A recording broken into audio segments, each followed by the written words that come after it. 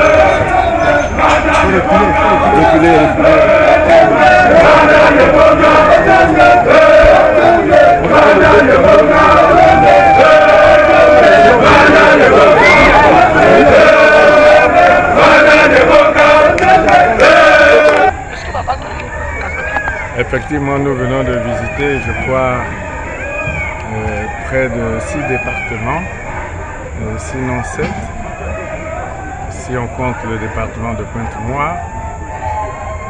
Et dans l'ensemble, nous sentons que le peuple est largement mobilisé et veut participer à ce scrutin dans la paix.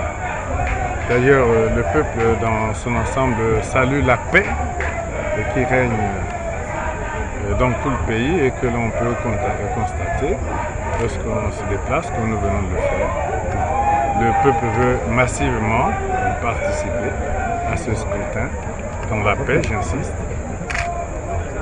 Et j'ai pu aussi me rendre compte de ce que le peuple pense que avec la paix et avec le travail qui vient d'être engagé pour redresser l'économie de notre pays, j'ai senti que la majorité du peuple souhaite que le président Sassou Nguesso continue son œuvre pour consolider la paix et faire avancer le développement du pays. C'est ce que j'ai pu sentir dans la plupart des messages, sinon tous.